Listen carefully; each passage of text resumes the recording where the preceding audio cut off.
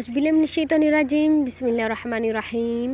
मैं इस्तान मरदूद के शर से पनाह मांगती हूँ शुरू अल्लाह के नाम से जो बड़ा ही मेहरबान निहायत रहम वाला है। स्टूडेंट्स, आज का जो हमारा टॉपिक है वो है कीमियाई फार्मूला कैसे लिखा जाता है। ठीक है, कीमियाई को इंग्लिश में केमिकल कहते हैं। ठीक है, कीमियाई को इंग्लिश में क्या कहते हैं? केमिकल कहते हैं। How to write a chemical formula, यानी कि कीमियाई फार्मूला कैसे लिखा जाता है। तो यहाँ से हमारा जो टॉपिक है वो स्टार्ट होता है और यहाँ पे जो है वो एंड हो जाता है यहाँ पे आके। ठीक है, तो यहाँ पे हमें बताया जाता है कि कैसे लिखा जाता है, लेकिन काफ़ी डिफ़िकल्ट जो है वो वर्ड यूज़ किए हुए हैं, स्टूडेंट्स को समझ नहीं आती। तो हम अच्छे से प्रैक्टिकल जो है बहुत अच्छे से समझेंगे ताकि हमें ज़िंदगी में कभी भी ना भूले, इतना अच्छा से जो है वो हम समझेंगे। ठीक है, तो यहाँ पे जो है वो वजाहत के साथ बताया गया है। और अगर मैं बैक करूँ तो यहाँ पे समझाने के बाद जो है बुक वालों ने जो है वो यहाँ पे इस सारी बात का खुलासा भी लिख दिया है। ठीक है, यहाँ पे समझाने के बाद कि हर स्टेप में क्या करना है। ठीक है, यहाँ पे जो है वो मैं बता दिया गया है। तो बिल्कुल बिल्कुल यहाँ पे शॉर्ट किया हुआ है, बिल्कुल शॉर्ट। ठीक है, तो अगर हम इस अगर आप देखिए हर पत्ती में, ठीक है, तो एक जो है वो लाइन है वो भी कंप्लीट नहीं होगी, इतना शॉर्ट लिखा हुआ है। ठीक है, तो यहाँ पे अगर आप इसको याद कर लें, मेन बात है, अब मैं आगे समझाऊंगी, आप वो समझ लें। ठीक है, उसके बाद इतना सा सिर्फ जो है वो आप अपने ज़हन में रख लें तो आप किसी भी कंपाउंड का केमिकल फार्मूला लिख सकते हैं। तो चलिए अपना टॉपिक हम स्टार्ट करते हैं कि ये जो 5 स्टेप हैं, ये जो लिखा हुआ है ये क्या लिखा हुआ है, मैं आपको आगे समझाती हूँ। फिर आप जो है वो मुख्तलिफ कंपाउंड्स हैं उनकी घर में भी प्रैक्टिस करनी है कि इनका कीमियाई फार्मूला कैसे लिखना है। और अगर कोई मसला हो, प्रॉब्लम हो तो कमेंट में मुझसे ज़रूर पूछना। तो चलिए हम स्टार्ट करते हैं कि कीमियाई फार्मूला कैसे लिखा जाता है। How to write a chemical formula. ठीक है, केमिकल फार्मूला कैसे लिखा जाता है। तो 5 असूल हैं जिनके तहत केमिकल फार्मूला लिखा जाता है। ओके, तो हम इन 5 असूलों को सीखते हैं और समझते हैं ये क्या है। और एक मिसाल के तौर पर एक कंपाउंड लेंगे और उस कंपाउंड के साथ वो करते जाएंगे जो हमें इन 5 असूलों में कहा जाएगा। ठीक है, फिर जब हम ये 5 असूल पूरे कर लेंगे तो फिर जो हमारे पास एंड पे वो जो कंपाउंड होगा जिस पर ये हम 5 असूल अप्लाई कर रहे होंगे, तो वो जो कंपाउंड होगा एंड पे जो हमारे पास आंसर आएगा वो उस कंपाउंड का केमिकल फार्मूला होगा। ठीक है, तो चलिए हम इसको समझते हैं।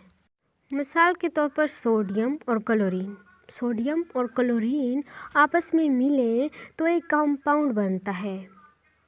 हम इन 5 असूलों को अच्छे से समझेंगे और जो इन असूलों में कहा गया होगा इनसे बनने वाले कंपाउंड पर अप्लाई करेंगे। ठीक है, इनसे बनने वाले कंपाउंड पर इस असूलों में जो कहा गया होगा वो इस कंपाउंड पे करेंगे ताकि जो कहा गया है वो हम प्रैक्टिकल एक कंपाउंड पर करके अच्छे से समझ सकें। ठीक है, सोडियम और क्लोरीन।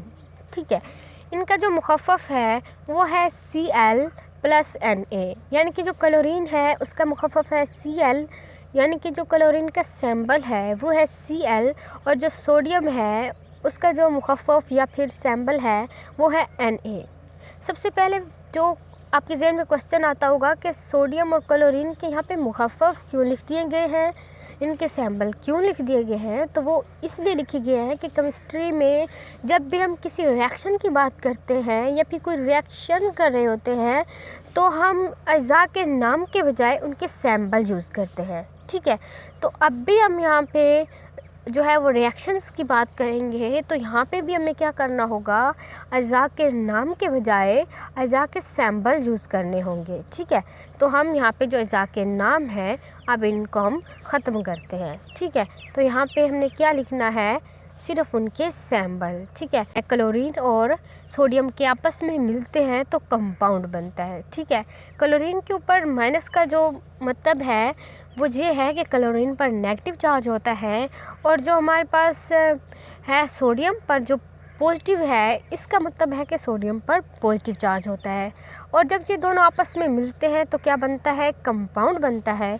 अब हमने क्या करना है, अब हमने ये करना है कि ये जो हमारे पास कंपाउंड हमें हासिल हुआ इन दोनों के रिएक्शन के बाद, तो ये जो हमें कंपाउंड हासिल हुआ इसको हमने क्या करना है, इस कंपाउंड को हमने केमिकल फार्मूले में लिखना है। ठीक है, और कैसे लिखना है वो हमने लिखना है इन 5 असूलों की मदद से। तो चलें इन 5 असूलों की मदद से हम इस कंपाउंड का केमिकल फार्मूला लिखते हैं। तो फिर जो हमें 5 असूल दिए गए हैं, हर असूल में जो कहा जाएगा, हमने यहाँ पे जो एलिमेंट्स दिए गए हैं उनके साथ वही हशर करना है जो हर एक असूल में लिखा गया होगा, कहा गया होगा। उसके बाद जो हमें हासिल होगा, जो जवाब हासिल होगा वो क्या होगा, वो केमिकल फार्मूला होगा। ठीक है, वो क्या होगा, वो केमिकल फार्मूला होगा। तो चलिए हम स्टार्ट करते हैं। पहला जो हमारे पास असूल है वो है 2 एलिमेंट्स के सैम्बल्स को इस तरतीब से एक दूसरे के साथ लिखा जाता है कि पॉजिटिव आयन बाएं जानिब और नेगेटिव आयन दाएं जानिब हो। ठीक है, सबसे पहला असूल ये है।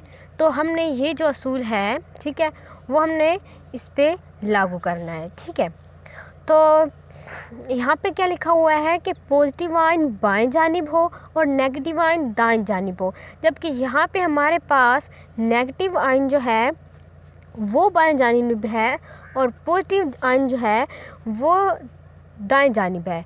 तो यहाँ पे लिखा हुआ है असूल में कि पॉजिटिव आयन जो है वो बाएं जानिब हो और नेगेटिव आयन दाएं जानिब हो। तो सबसे पहले हमने इस असूल को फॉलो करना है और कुछ इस तरह से जो है हमारे पास बन जाएगी रकम। ठीक है, रिएक्शन, यानी कि जो पॉजिटिव है, जैसे कि आप देख सकते हैं इसमें पहले जो है वो Cl नेगेटिव लिखा हुआ है और बाद में पॉजिटिव, और फिर यहाँ पे असूल है, असूल में जो है वो हमें कहा जाता है कि पॉजिटिव पहले लिखना है और नेगेटिव बाद में लिखना है, और हमने फिर इसके साथ बिल्कुल वैसा ही किया कि पॉजिटिव पहले लिखा और नेगेटिव बाद में लिखा। ठीक है, तो ये हमारे पास एक कंप्लीट हो गया एक असूल। ठीक है, उसके बाद हमने सेकंड असूल को देखना है।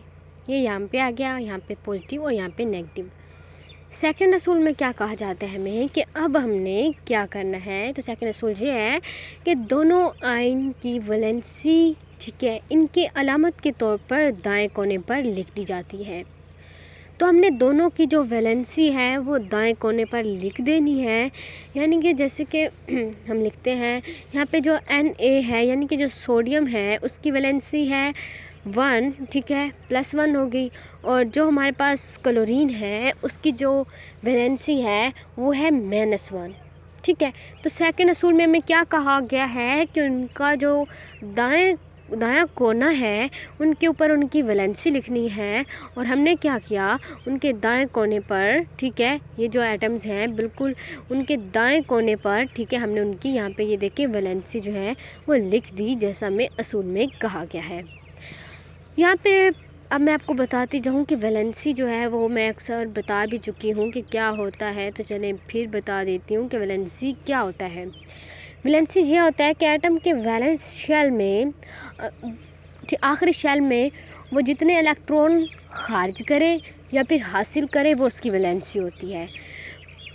पॉजिटिव जो है 1, इसका मतलब है कि ये जो एटम है ये अपने आखिरी शेल में से एक इलेक्ट्रॉन खारिज कर रहा है। ठीक है, एटम जितने अपने आखिरी शेल में से इलेक्ट्रॉन जो है खारिज करता है या फिर हासिल करता है उसको क्या कहते हैं, वैलेंसी कहते हैं। क्या कहते हैं, वैलेंसी कहते हैं। और यहाँ पे पॉजिटिव वैलेंसी जो है, इसका क्या मतलब है, इसका मतलब है कि जो एटम है वो अपने आखिरी शेल से एक इलेक्ट्रॉन जो है वो खारिज कर रहा है, जबकि नेगेटिव वैलेंसी का मतलब ये है कि जो एटम है उसका जो वैलेंस शेल है या फिर जो आखिरी शेल है, ठीक है, उसमें क्या है, वो एक इलेक्ट्रॉन हासिल कर रहा है। ठीक है, एक इलेक्ट्रॉन हासिल कर रहा है, इसका मतलब है कि वैलेंसी क्या है, -1 है। एक इलेक्ट्रॉन खारिज कर रहा है, इसका मतलब क्या है, वैलेंसी कितनी है, +1 है। अगर वो एक से ज़्यादा 2 खारिज करता, 3 खारिज करता, 4 खारिज करता, जितने भी खारिज करता तो वैलेंसी क्या होती, पॉजिटिव होती, और जितने हासिल करता 2, 3, 4, 5 जितने भी हासिल करता तो वो क्या होती, वो नेगेटिव वैलेंसी होती। मिसाल के तौर पर अगर कोई आइटम 3 जो इलेक्ट्रॉन है वो हासिल कर रहा है तो वैलेंसी क्या होगी, -3 होगी। और अगर कोई आइटम जो है वो 3 जो इलेक्ट्रॉन है वो खारिज कर रहा है तो वैलेंसी क्या होगी, +3 होगी। तो वैलेंसी आपको समझ आ गई होगी कि पॉजिटिव कैसे होती है और नेगेटिव कैसे होती है। तो 2 असूल जो है वो हमने जो है कंप्लीट कर ली है। उसके बाद जो हमारे पास तीसरा असूल है वो ये है कि दोनों आयंस की वैलेंसी को इन दोनों के निचले कोने पर क्रॉस एक्सचेंज के तरीके से ले जाया जाता है। तीसरा असूल ये है, ठीक है। आपने सारे असूलों को ज़हन में रखना है कि पहले असूल में क्या करना है, दूसरे में क्या करना है, तीसरे में क्या करना है, ठीक है। फिर इसी तरह जैसे मैंने एक मिसाल सोडियम और क्लोरीन की दी गई है, आपको भी कोई दी जाएगी, तो जो जो असूल हैं आपने वो करना है, ठीक है। तो यहाँ पे तीसरा असूल क्या है, क्रॉस एक्सचेंज किया जाता है वैलेंसियों का। अब वो कैसे किया जाता है, कुछ इस तरह से, ठीक है। यानी कि जो हमारे पास Na के ऊपर पॉजिटिव है वो यहाँ से क्या होता है, क्लोरीन के नीचे लिख दिया जाता है, ठीक है, पॉजिटिव। और यहाँ पे जो माइनस है इसके ऊपर, इसको इधर Na के नीचे लिख दिया जाता है, ठीक है। यानी कि यहाँ पे जो Na का पॉजिटिव है इसके नीचे Cl की वैलेंसी लिख दी जाती है और Cl के नीचे Na के ऊपर जो पॉजिटिव है ये लिख दिया जाता है, ठीक है। तो यहाँ पे आप देख सकते हैं जो आगे हल हुआ पड़ा है, जो Na है उसके नीचे माइनस लिख दिया गया है ये वाला, और यहाँ पे जो Cl है, ठीक है, वहाँ पे क्या है, वहाँ पे पॉजिटिव लिख दिया गया है ये वाला। यहाँ पे भी और आपको अच्छे से समझ आ जाएगी। मिसाल के तौर पर हमारे पास इस तरह से है, ठीक है। तो क्रॉस एक्सचेंज कैसे किया जाता है, कुछ इस तरह से किया जाता है। यहाँ से जो -1 है वो इधर यहाँ आ जाता है और यहाँ से जो पॉजिटिव वैलेंसी है जो भी हो, मतलब वो दूसरी साइड पे चली जाती है और दूसरी वाली इधर आ जाती है। तो इस तरह से किया जाता है। तो हम यहाँ पे थे, इनका जो है क्रॉस चेंज वो हो गया है इस तरह से, ठीक है। जो इनका जो क्रॉस चेंज है वो हो गया है, ठीक है। तो ये जो हमारे पास इस तरह से ये यहाँ आ गई और ये यहाँ और ये यहाँ। उसके बाद जो हमारे पास स्टेप नंबर 4 है वो हमने करना है। वो स्टेप क्या है कि अगर वैलेंसीज एक जैसी हो तो इनको कैंसिल कर दिया जाता है, और अगर मुख्तलिफ हों तो उसी मकाम पर इनको लिख दिया जाता है, ठीक हो गया। तो यहाँ पे वैलेंसीज जो हमारे पास हैं वो एक जैसी हैं, ठीक है। तो ये क्या होंगी, ये कैंसिल हो जाएंगी और हमारे पास क्या आ जाएगा, ओनली NaCl, ठीक है। तो वैलेंसी अगर एक जैसी हो तो उन्हें कैंसिल कर दिया जाता है, और अगर मुख्तलिफ हो तो उनको उसी मकाम पर रहने दिया जाता है, ठीक है। तो हमारे पास ये है, ठीक है, सोडियम और क्लोरीन का जो कंपाउंड बना उसका केमिकल फार्मूला जो हमारे पास आया वो क्या आया, वो आया NaCl, ठीक है। तो इन 5 असूलों पर हमने अमल किया, फॉलो किया, देखा कि वो कौन कौन से असूल हैं, ठीक है। और हमने यहाँ पे क्या, जो कंपाउंड है उसका केमिकल फार्मूला ये अखज़ किया। कौन से कंपाउंड का, NaCl यानी कि सोडियम और क्लोरीन का। तो जो मेन बच्चों 4 असूल हैं वो यही हैं, ठीक है। पहला जो असूल है उसमें क्या करना है, पॉजिटिव आयन को बाएं जानिब, नेगेटिव को दाएं जानिब। दूसरे में क्या करना है, दोनों की जो वैलेंसी है वो उनके ऊपर दाएं कोने पर लिख देनी है। तीसरे स्टेप में क्या करना है, वैलेंसीज का क्रॉस एक्सचेंज करना है। चौथे में क्या करना है, चौथे में अगर जो वैलेंसी सेम हो तो उन्हें को कैंसिल कर देना है। ये है इन सारे जो असूल हैं उनका जो समरी है वो ये थी जो मैंने अभी आपको बताया है। तो ये ही 4 असूल मेन है, ठीक है। 5वां असूल है वो थोड़ा सा डिफ़िकल्ट है, और मेन जो है वो 4 है। इन चारों से ही आप जो है वो लिख सकते हैं किसी भी कंपाउंड का केमिकल फार्मूला। तो यहाँ पे क्या हुआ, हमारे जो 4 असूल हैं वो कंप्लीट हो गए, ठीक हो गया। फॉर एग्ज़ाम्पल अगर हमारे पास 2 एलिमेंट्स हों, ठीक है, एलिमेंट्स जब आपस में मिलते हैं तो कंपाउंड बनता है, ठीक है। और कंपाउंड को क्या होता है, केमिकल फार्मूले में लिखा जाता है। अगर हमारे पास 2 इस तरह से एलिमेंट्स आ जाएं, ठीक है, तो उसका कंपाउंड तो बनेगा, क्योंकि एलिमेंट्स के बनने से कंपाउंड बनता है, ठीक है।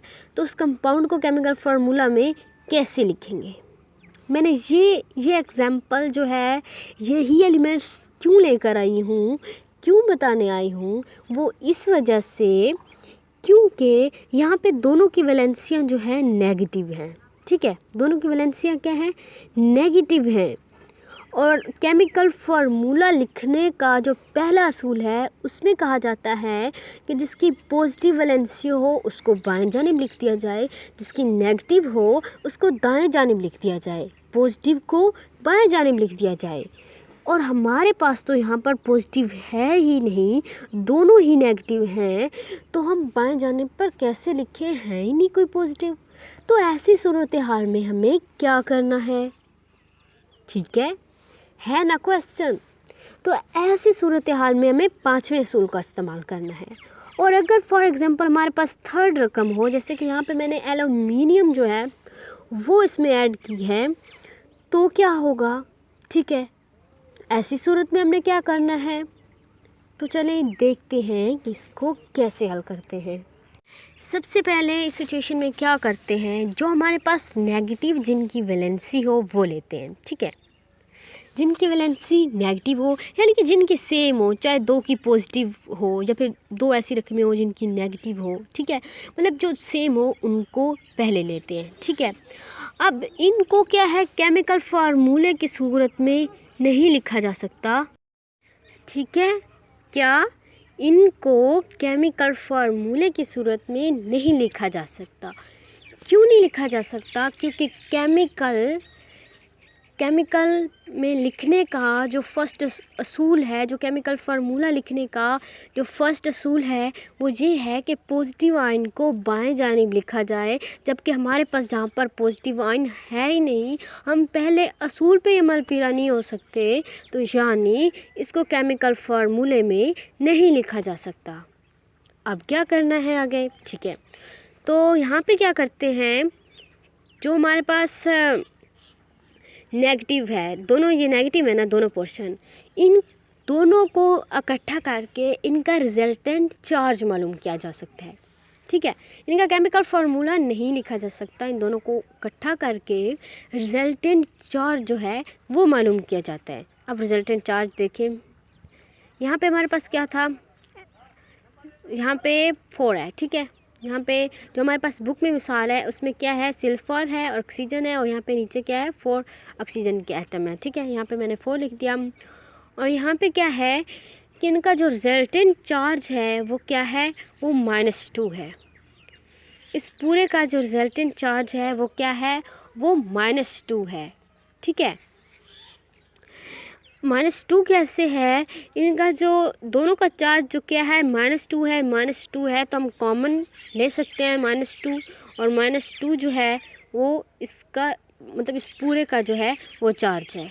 ठीक है, -2 को क्या हुआ, कॉमन ले लिया, उस पर भी -2 है, उस पर भी -2 है, तो हमने सारे का इकट्ठा जो है वो -2 लिख दिया। ठीक है, तो इस पूरे पर क्या चार्ज है, -2 है। उसके बाद जो हमारे पास नेक्स्ट रकम थी, यानी कि जो एल्यूमिनियम है वो लिख दिया है। ठीक है, यहाँ पे एल्यूमिनियम की पर क्या चार्ज होता है, वैलेंसी क्या होती है, +3। ठीक है, क्या होती है, +3 होती है। अब क्या है, अब ये है कि हमारे पास एक वैलेंसी जो है नेगेटिव है, दूसरी पॉजिटिव है। अब हम केमिकल फार्मूला जो है इन दोनों पर अप्लाई कर सकते हैं।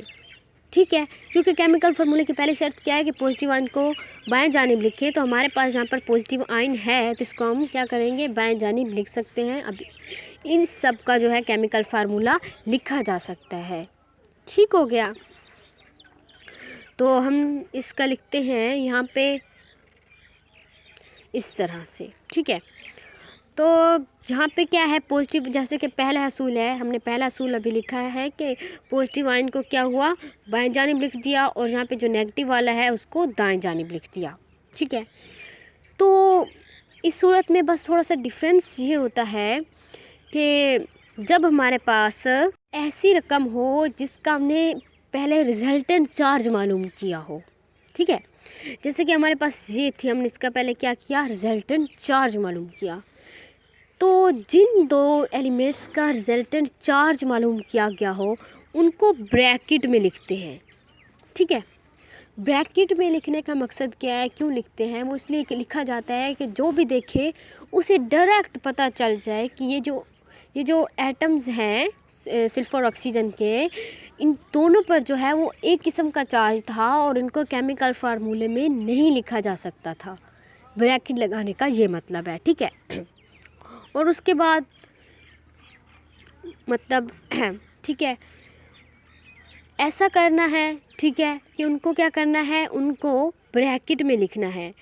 और ब्रैकेट में क्यों लिखना है वो मैं अभी आपको बता चुकी हूँ, ठीक है, इस वजह से ब्रैकेट में लिखा जाता है। बस फ़र्क कितना है, पांचवें असूल जो है वो हमारे पास क्या है, पांचवा असूल ये है कि पहले जो एटम हो जिनका चार्ज जो है वो एक जैसा हो, पहले उनका रिजल्टेंट मालूम किया जाता है, फिर जिनका रिजल्टेंट मालूम किया जाए उनको ब्रैकेट में लिख दिया जाता है। ये हमारे पास क्या है, ये हमारे पास पांचवा असूल है। ओके, ठीक हो गया। अब स्टूडेंट के जहन में ये भी हो सकता है क्वेश्चन आ रहा हो कि हमारे पास यहाँ पे इसकी जो वैलेंसी है वो -2 है, यहाँ पे इसकी वैलेंसी जो है वो भी -2 है, हमने कॉमन लिया और -2 जो है वो यहाँ पे आ गया।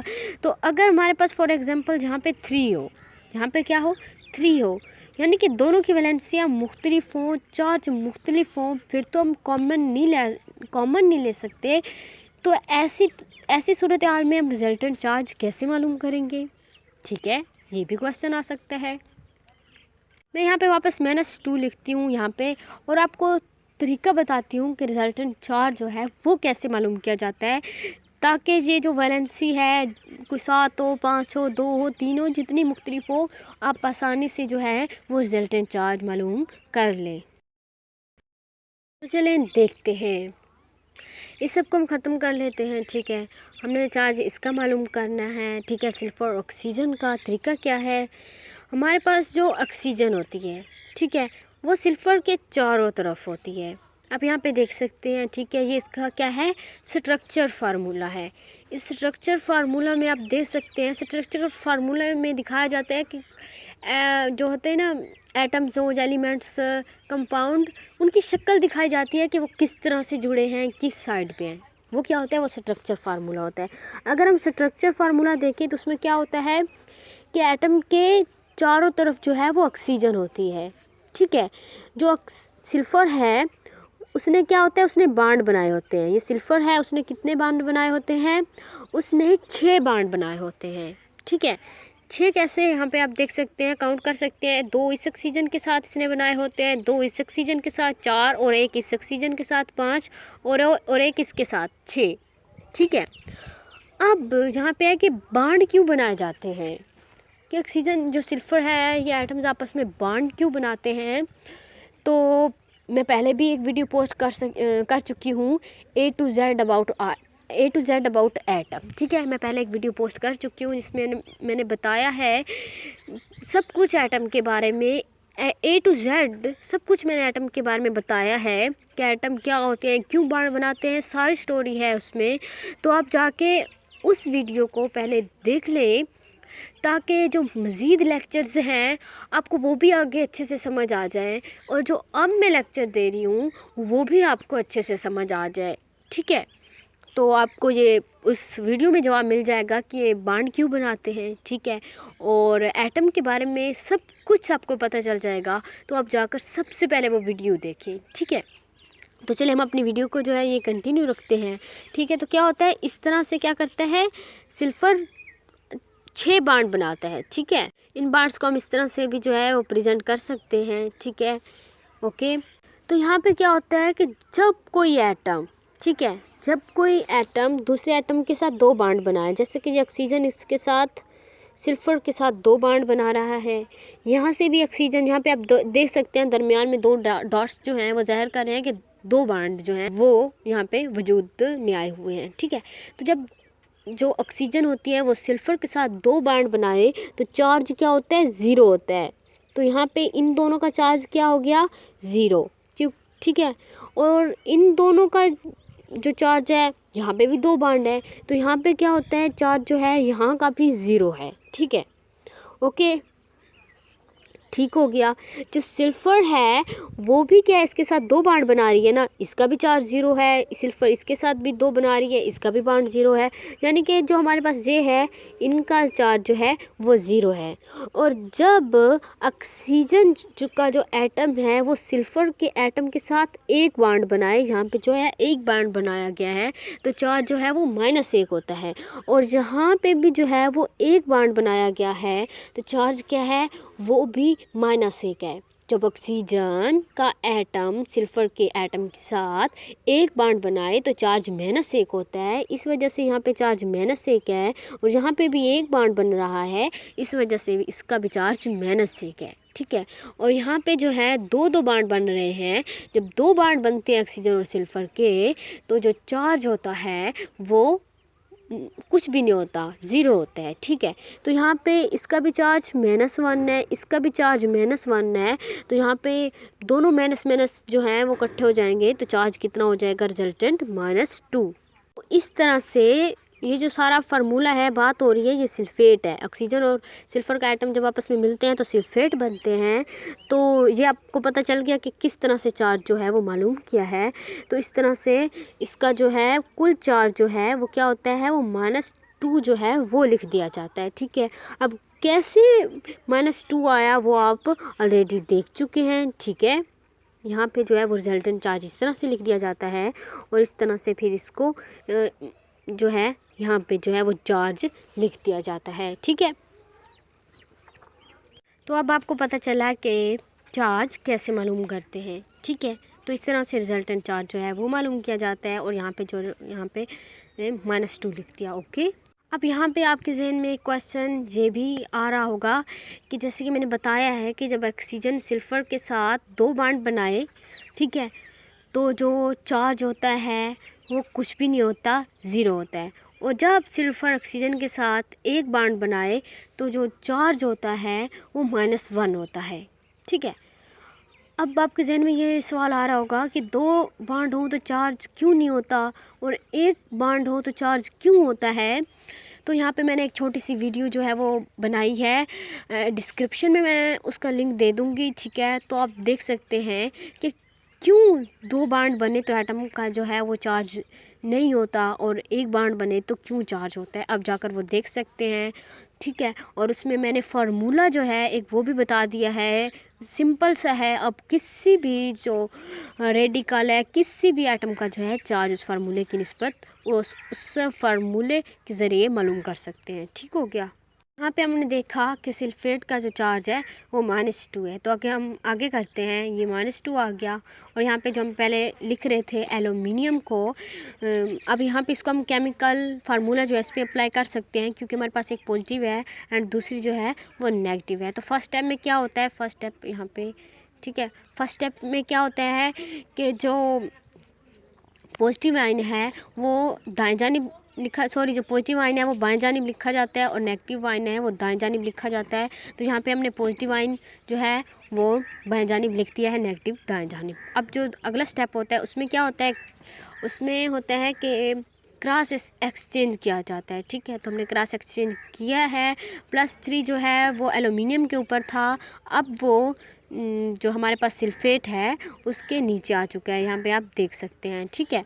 और जो हमारे पास सल्फेट का जो चार्ज है -2, वो एल्यूमिनियम जो है उसके नीचे यहाँ पे आ गया, यानी कि क्रॉस एक्सचेंज किया है। पीछे मैंने बताया है क्रॉस एक्सचेंज जो है वो कैसे कर सकते हैं।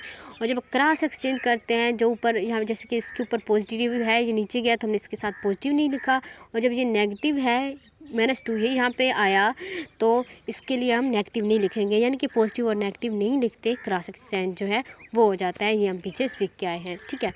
उसके बाद हमारे पास जो नेक्स्ट स्टेप है वो ये है कि अगर वैलेंसीज जो हैं वो एक जैसी हो तो वो कैंसिल कर दी जाती है, जबकि हमारे पास जो वैलेंसीज हैं वो एक जैसी नहीं है, इस वजह से ये कैंसिल नहीं हो सकती, और यहीं पर जो है वो बात ख़त्म हो जाती है। ठीक है। और जो हमारे पास यही है, यही इसका केमिकल फार्मूला है। ठीक है। ओके, क्लियर हो गया स्टूडेंट्स। हमारे पास जो पांचवा असूल था वो ये है कि अगर कोई आयन जिसे रेडिकल कहते हैं दो या दो से ज़्यादा एटम्स पर मुश्तमिल हो तो रिजल्टेंट चार्ज इसकी वैलेंसी को ज़ाहिर करता है, ठीक है, और उनको भी उन्हीं 4 असूलों से लिखा जाता है, लेकिन नेगेटिव रेडिकल को ब्रैकेट में लिखा जाता है। मैंने सब कुछ पहले प्रैक्टिकल समझाया है। ओके, यहाँ पे है, ठीक है। रिजल्टेंट चार्ज जो है पहले वो मालूम किया जाता है, जैसे हमने पहले रिजल्टेंट चार्ज मालूम किया है, ठीक है। फिर रिजल्टेंट चार्ज जो है वो मालूम किया जाता है, बाकी सब कुछ वैसे किया जाता है जैसे हमने क्रॉस एक्सचेंज किए, वैलेंसी लिखी, वैसे सब कुछ किया जाता है। लेकिन यहाँ पे क्या होता है, जो नेगेटिव रेडिकल है उसको ब्रैकेट में लिखा जाता है। तो नेगेटिव रेडिकल को ब्रैकेट में, जैसे कि मैंने पहले बताया है, क्यों लिखा जाता है वो भी मैंने आपको बताया है, और सब कुछ इस असूल के मुताबिक। जैसे कि हमने यहाँ पे जो नेगेटिव चार्ज है वो मालूम किया 5वें असूल के साथ, उसके बाद जो नेगेटिव रेडिकल है उसको ब्रैकेट में लिखा। तो ये 5वां असूल था कि पहले रिजल्टेंट चार्ज मालूम कर लो, उसके बाद इसे ब्रैकेट में रख दो। तो ये आज हमने जो 5 असूल थे वो अच्छे से पढ़े हैं, मिसालों के साथ बहुत अच्छे से पढ़े हैं। तो अब आपने इनको याद भी रखना है और इस वीडियो को शेयर करें। अच्छी बात कहना भी जो हो सदका जारिया होता है, तो आप अच्छी वीडियो शेयर करें ताकि मज़ीद जो है स्टूडेंट्स वो भी आकर अच्छे से समझ पाएँ और अपनी कन्फ्यूजन्स को दूर कर पाएँ। Thank you student.